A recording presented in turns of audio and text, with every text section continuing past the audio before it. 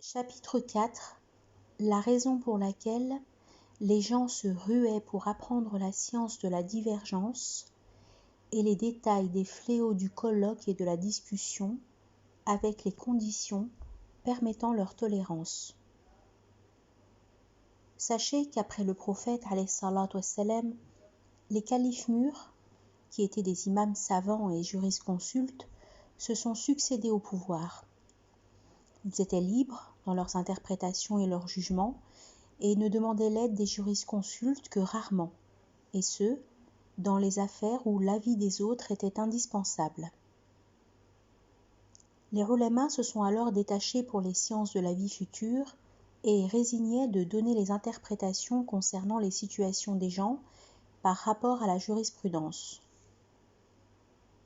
Lorsque le califat est passé après eux aux mains des incompétents, qui ne savaient ni interpréter les lois ni juger, ces califes se sont vus dans l'obligation d'avoir recours aux jurisconsultes pour les assister dans tout ce qui se présentait à eux.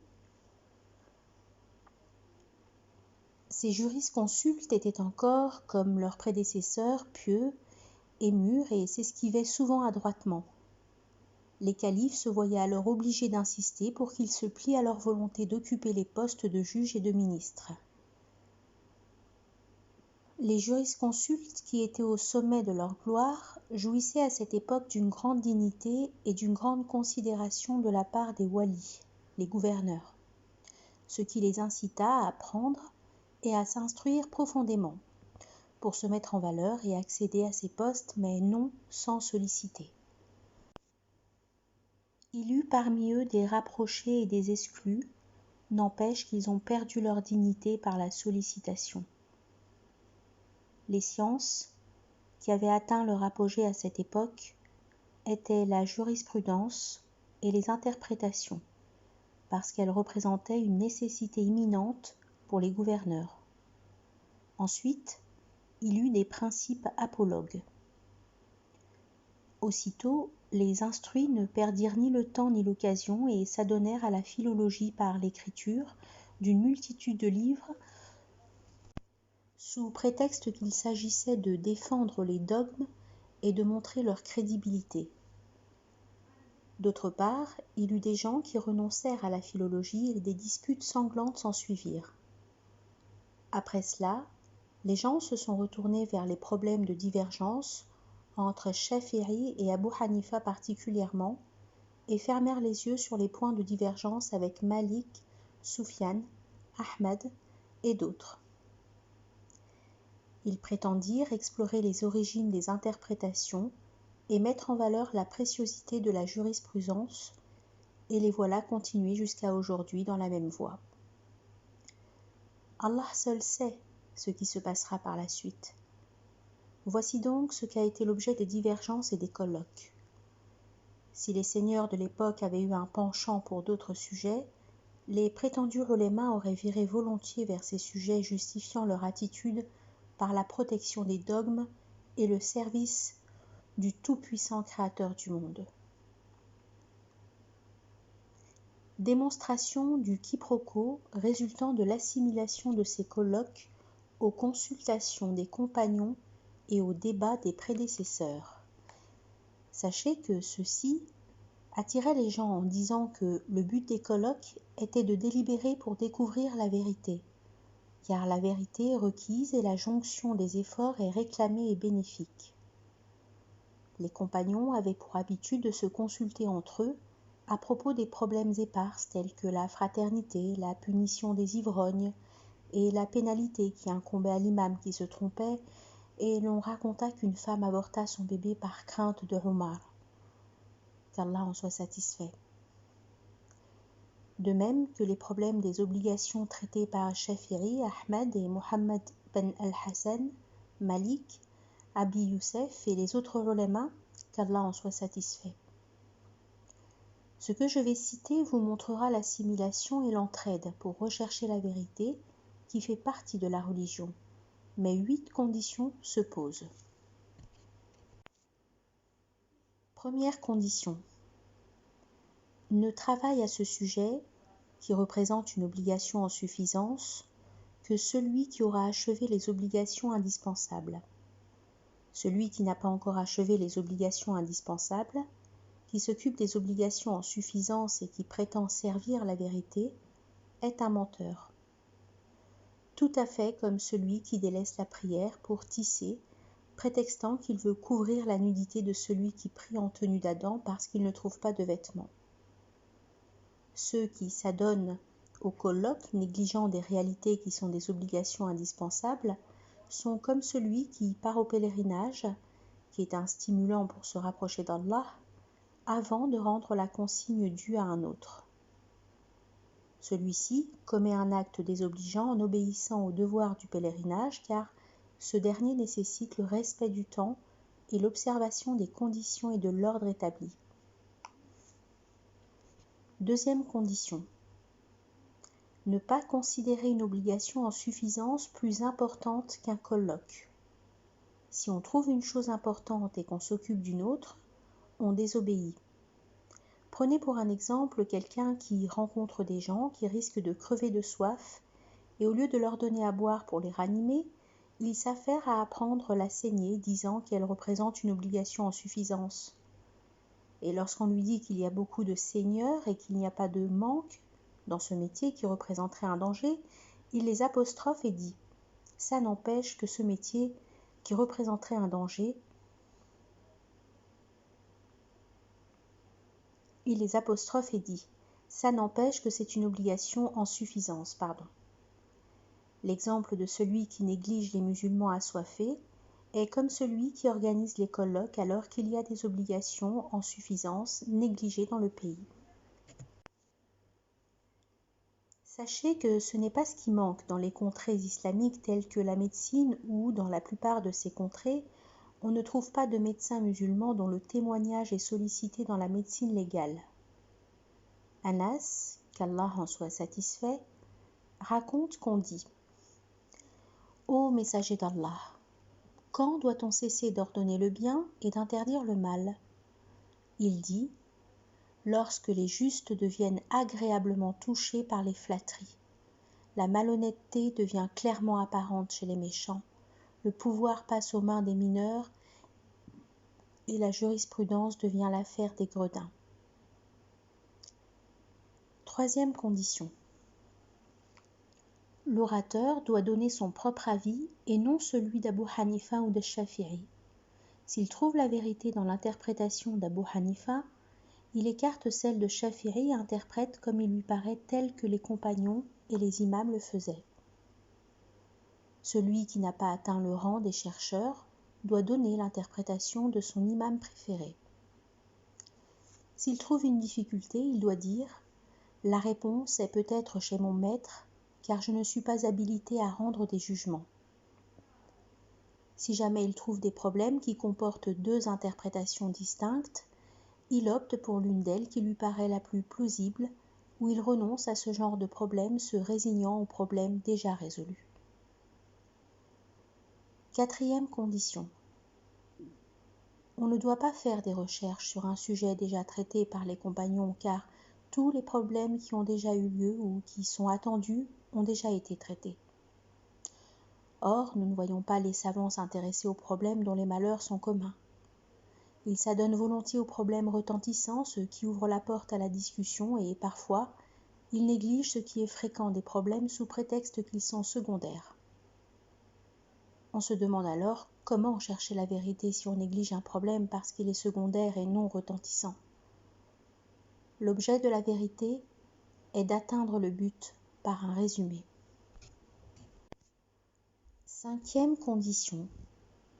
La recherche doit avoir lieu discrètement et non pas dans les salons des notables et des sultans, car la solitude permet une plus grande clairvoyance et la présence d'une assistance donne lieu à une aporie, où tout un chacun cherche à se donner raison quitte à commettre des impairs.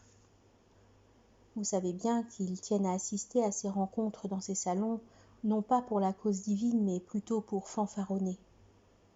Il leur arrive parfois de se rencontrer pour une bonne durée de temps, sans s'adresser la parole, mais lorsqu'un notable se présente, ils ne quittent plus le lieu et chacun cherche à être le seul interlocuteur. 6e condition. Dans la recherche de la vérité, le chercheur doit être comme quelqu'un qui sort à la recherche d'une chose perdue sans se soucier de celui qui la trouve, que ce soit par ses propres soins ou grâce à un autre. Il doit considérer celui qui l'aide comme un ami et non comme un rival. Il doit le remercier lorsqu'il lui montre sa faute et lui démontrer la vérité par la preuve. Les compagnons agissaient ainsi. Un jour, une femme a sommé Omar devant le public lors d'un apologue, lui faisant remarquer une erreur. Omar dit « La femme a raison, et l'homme se trompe. » Un homme posa une question à Ali, qu'Allah en soit satisfait, et Ali répondit. L'homme reprit et dit « Ô prince des croyants, ce n'est pas comme ça, mais plutôt comme ceci. » Ali dit « Tu as raison, et j'ai tort. Tout connaisseur rencontre quelqu'un de plus compétent. » Une fois, Abu Moussa el-Ash'ari, prince de Koufa, dit aux gens « Ne me demandez rien. Vous avez devant vous le patriarche du savoir, et il désigna Ibn Mas'ud, alors qu'on lui avait demandé le sort de quelqu'un qui combattait pour la cause d'Allah et qui fut tué. Il dit « Il est au paradis. » Ibn Mas'ud se leva et dit « Reposez votre question. Il ne l'a peut-être pas comprise. » Ils lui reposèrent la question à laquelle il redonna la même réponse. Ibn Mas'ud dit alors « Il est au paradis s'il a connu la vérité d'Allah avant de se faire tuer. » Abu Moussa dit « La vérité réside dans sa réponse. » Si ce problème était arrivé de nos jours, le plus petit des faqih aurait rétorqué en disant « Vous n'avez pas besoin de dire s'il a connu la vérité d'Allah, car c'est une chose évidente.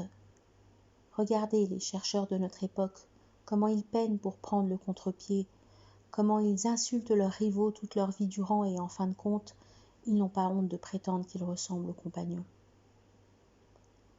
7e condition. Le chercheur ne doit pas renoncer de passer d'une preuve à une autre et d'un problème à un autre, car c'est ainsi qu'agissaient les compagnons.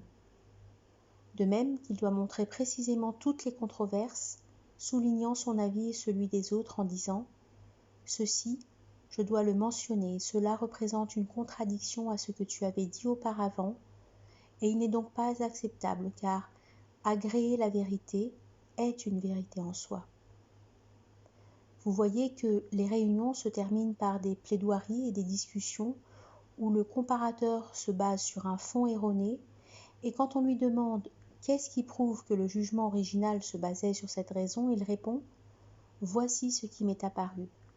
Si vous trouvez une raison plus claire, mentionnez-la pour que je l'étudie. » Alors, le protestant insiste et donne des points de vue différents en disant « Je connais les raisons, mais je ne veux pas les mentionner parce qu'elles ne m'intéressent pas. » Ce pauvre qui dit « Je les connais, mais je ne les cite pas parce qu'elles ne m'intéressent pas » est un menteur aux yeux de la jurisprudence. Car s'il est tout simplement prétentieux et menteur en disant qu'il les connaît pour esbrouffer son rival, son action se traduit par une prévarication et une désobéissance à Allah. Mais s'il est franc et qu'il connaît la raison, il est fautif et blâmable pour l'avoir caché à son frère musulman. À ce propos, il n'y a aucune divergence et celui qui connaît une solution quelconque des sciences de la religion est tenu de la vulgariser. Sinon, il est soit menteur, soit prévaricateur. Révisez maintenant les consultations des compagnons et les débats des imams. Avez-vous jamais vu quelqu'un interdire à un autre de passer d'une preuve à une autre, d'une comparaison à une origine ou d'un récit à un verset? Toutes leurs discussions étaient de ce genre, et ils mentionnaient tout ce qui leur venait à l'esprit. 8e condition. Seuls les jurisconsultes capables d'aboutir à des résultats profitables sont habilités à travailler dans ce domaine. Souvent, les prétendus savants cherchent à éviter de discuter avec les mentors par crainte qu'ils aient raison d'eux. Ils optent alors pour les moins qualifiés pour les esbrouffer. Pour tout ceci, bien des conditions précises se posent. mais à travers ces 8 conditions, vous verrez clairement celui qui travaille pour la raison d'Allah et celui qui travaille pour son propre intérêt. Sachez en gros que celui qui ne travaille même pas pour Satan alors que ce dernier occupe son cœur, le prédomine et est son ennemi farouche et qui s'occupe des discussions avec les chercheurs qui ont eu raison ou qui ont collaboré à cette vertu, est la risée du démon et servira de leçon pour les dévoués. Pour cette raison, Satan l'enténèbre et se réjouit du mal qui lui a causé, dont nous citons les fléaux ci-après. Nous invoquons Allah pour nous accorder son assistance et la réussite. Exposition des fléaux de la discussion et de la luxure qu'elle entraîne. Soyez sûrs que toutes les discussions tenues dans le but d'esbrouffer, de montrer ses vertus, de s'enorgueillir, de se vanter, sont à l'origine de toute conduite blâmable qu'Allah déteste et que le démon approuve. Ce genre de discussion est assorti au péché mortel du fait qu'il est issu de l'orgueil, de la mystification, de la jalousie et de la rivalité. De même que l'ivrognerie est assortie aux péchés apparents tels que le libertinage, les injures, l'assassinat, le vol, etc. L'exemple de celui auquel a été donné le choix entre la boisson alcoolique et les autres péchés apparents, qui choisit l'enivrement, soi-disant qu'il est le moins châtié, puis commet les autres péchés en état d'ivresse, est comme l'exemple de celui qui aime les discussions liturgiques dans le but de montrer sa dignité et de se vanter devant le public, qui s'exalte et se prépare à toute attitude immorale. Nous citons à présent les fléaux de la discussion liturgique. Premier fléau, la jalousie. Le prophète alayhi salatu wassalam dit « La jalousie extermine les bonnes œuvres comme le feu brûle les bûches ». Le discuteur est toujours jaloux. Parfois il gagne et parfois il perd. Il est tantôt loué et tantôt blâmé. Il passe toute sa vie ainsi jalousant tous ceux qui lui rappellent la force de la conviction et la clairvoyance, et souhaite pouvoir se substituer à eux. Ibn Abbas, qu'Allah en soit satisfait, dit « Prenez le savoir où vous pouvez, mais ne prenez jamais ce que les jurisconsultes disent les uns à propos des autres, car ils sont jaloux les uns des autres comme des boucs dans l'enclos. » Le prophète alayhi salatu wassalam dit « Allah rabaisse les orgueilleux et élève les humbles. » Et il dit, alayhi salatu wassalam, d'après les paroles d'Allah, « La grandeur est ma couverture, et l'orgueil est mon vêtement. Quiconque me les conteste, je le punis. » Les discuteurs ne cessent de s'enorgueillir devant leurs semblables et de se vanter à tel point qu'ils se querellent pour avoir accès au salon des dirigeants, où la rivalité atteint son apogée et on les voit alors monter de grade puis s'abaisser, s'approcher puis s'éloigner. Les imbéciles parmi eux prétendent protéger la grandeur du savoir. Le croyant n'a pas le droit d'essuyer une humiliation. Allah et ses prophètes ont loué les humbles sur terre et ont détesté les orgueilleux. Ces gens abjects ont paré à la vérité par leur subrogation, comme dans les appellations de la sagesse, du savoir et autres. Deuxième fléau, la rancune. Le discuteur ne manque pas de rancune. Le prophète alayhi salatu wassalam dit « Le croyant n'est pas rancunier. » Nous ne trouvons aucun discuteur non rancunier. Ils remuent leur tête en entendant un rival parler et ne s'arrêtent pas pour l'écouter convenablement. Ils gardent la rancune dans leur cœur et essayent de la camoufler, mais elle apparaît coûte que coûte, en fin de compte. Comment renoncer à la rancune alors qu'ils ne peuvent supporter de se voir et d'écouter les gens et donner raison? Si un rival se désintéresse de ce qu'il proclame, la rancune s'implante dans leur cœur à vie.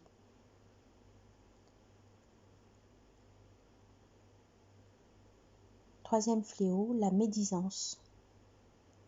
Allah a assimilé la médisance au manger de la charogne. Et voici que le discuteur ne cesse de manger de la charogne, car il ne cesse de répéter les paroles de son rival par mépris, faisant de son mieux pour prouver qu'il est menteur. Or, Il ne rapporte de lui que les faits qui montrent son infériorité, son incapacité et son manque de vertu. C'est ça la médisance. Le mensonge est une calomnie émanant du manque de respect, de la pudeur et de la décence, où leurs langues prennent leur élan à l'encontre de celui qui ne les écoute pas, au point où ils le traitent d'ignorant, de fou et de niais. Parmi ces qualités, il y a la hâblerie. Allah le Très-Haut dit « Ne vantez pas vous-même votre pureté, c'est lui qui connaît mieux ceux qui le craignent. » Sourate l'Étoile, verset 32. On dit à un sage « Quelle est la mauvaise franchise ?» Il répondit « La vantardise. » Les discuteurs en théologie ne manquent pas de vantardise et de prétention. Ils sont intimement convaincus qu'ils dépassent leurs rivaux et ne cessent de dire « Je ne suis pas de ceux qui sont profanes dans ce domaine, et je suis l'artisan de ces sciences et le maître absolu dans les origines et les récits, tantôt par hâblerie et tantôt pour ornementer ses dires, et sortir de l'ornière sachant que ses qualités sont damnées. » Il y a également l'espionnage et la surveillance des défauts d'autrui. Allah dit « Et n'espionnez pas ». Sourate les appartements, verset 32. Le discuteur en théologie passe la plupart de son temps à la recherche des défauts de ses émules et à la surveillance de près des fautes des antagonistes, au point où il est averti immédiatement de l'arrivée d'un autre collègue dans sa ville. À ce moment, il charge quelqu'un de le tester, de le décontenancer, puis de le mettre au courant pour se préparer à l'attaque et montrer au public son incompétence.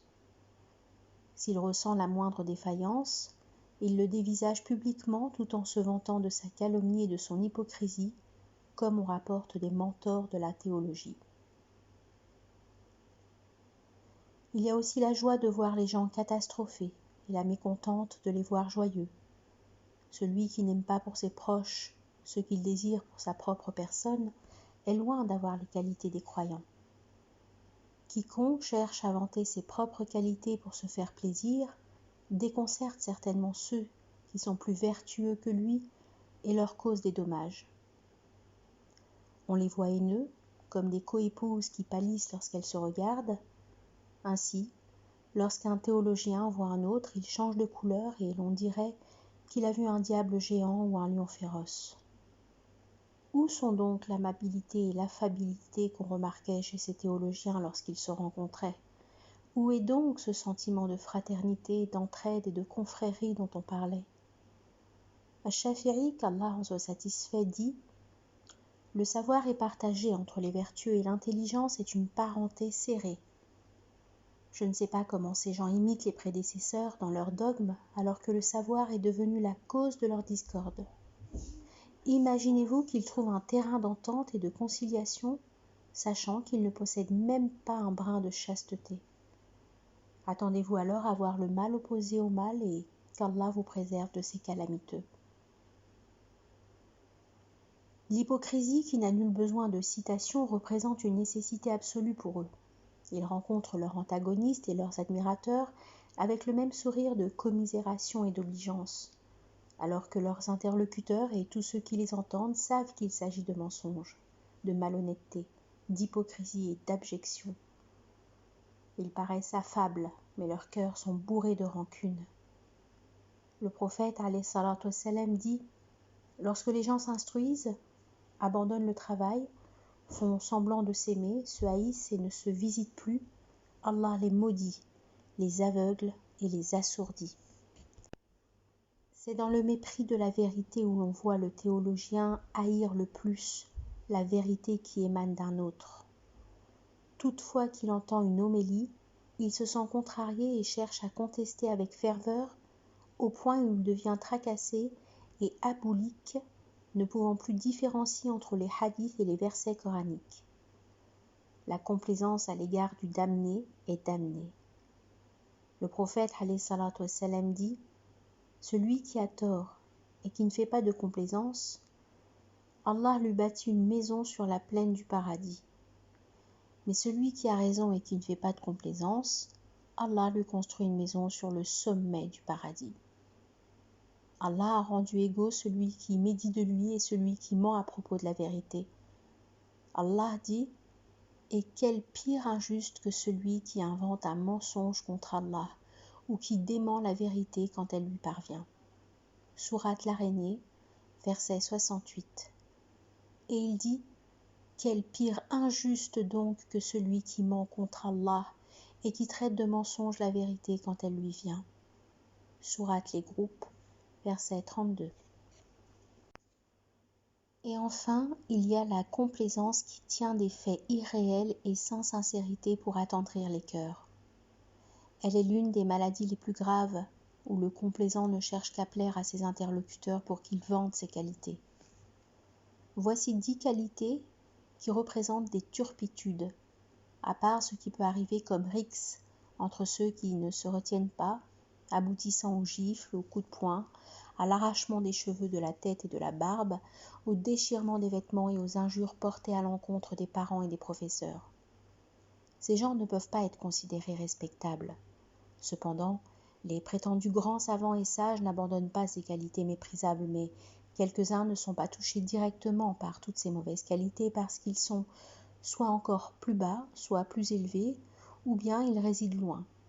De chacune de ces mauvaises qualités surgissent 10 autres telles que l'orgueil, la brouille, le mépris, l'intolérance, la convoitise, l'amour de l'argent, la vantardise, la glorification des riches et des sultans, l'embourgeoisement par l'achat des chevaux, des voitures et des habits indécents, la disparition de la crainte d'Allah et l'étourderie au moment de la prière à tel point que celui qui prie ne comprend plus ce qu'il lit et ne sait plus qui invoquer. Sachez que la stupre accompagne le sermonneur s'il vise à plaire et à devenir riche et digne, de même qu'elle accompagne l'interprète s'il vise à accéder au poste de juge, d'ordonnateur des legs pieux et de devancer ses émules. En gros, la stupre accompagne tous ceux qui recherchent le savoir pour satisfaire autre que la providence divine. Le savoir ne néglige pas le savant, bien au contraire, soit il l'élève, soit il l'anéantit jusqu'à la fin des temps. Le prophète, alayhi salatu wassalam, dit « L'homme le plus châtié le jour du jugement dernier est le savant qu'Allah n'a pas voulu qu'il profite de sa science. Le voici donc nuisible et non bénéfique pour lui. » Or, il aura souhaité s'en tirer à bon compte. Celui qui est à la recherche du royaume éternel et du paradis céleste ne se lasse jamais, comme celui qui cherche le royaume sur terre qui, s'il n'arrive pas à faire fortune, il ne sera jamais à l'abri de l'humiliation. Si l'on dit faciliter la tenue des colloques religieux est d'un intérêt certain dans l'encouragement des gens à rechercher le savoir, on remarque une raison apparente à cela. Car sans l'amour de la dignité, le savoir sera terrassé. Si l'on ne promet pas des récompenses aux enfants telles que le ballon, la couronne et le jeu avec les oiseaux, ils ne montrent aucun désir de venir s'instruire. Ceci ne prouve pas que celui qui cherche la dignité est rémissible. Il est plutôt de ceux qui cherchent la gredinerie dont le prophète alayhi salatu wassalam dit « Certes, Allah corrobore cette religion par l'existence de gens sans mœurs. » Et il dit « Allah corrobore cette religion par l'homme gredin. » Celui qui cherche la souveraineté au fond de son cœur périclite. Néanmoins, il aide à repêcher les autres s'il appelle à sacrifier la vie sur terre, et si ses comportements apparents sont identiques à ceux des ulémas d'autrefois. Mais il vise au fond de son cœur la dignité et la grandeur, ce qui le rend comme les bougies qui fondent pour éclaircir les autres. La salubrité des autres résulte donc de sa ruine. S'il ornemente la vie sur terre aux yeux des gens, il devient comme le feu attisé qui se consomme et consomme tout ce qui l'entoure. Il y a 3 catégories de savants.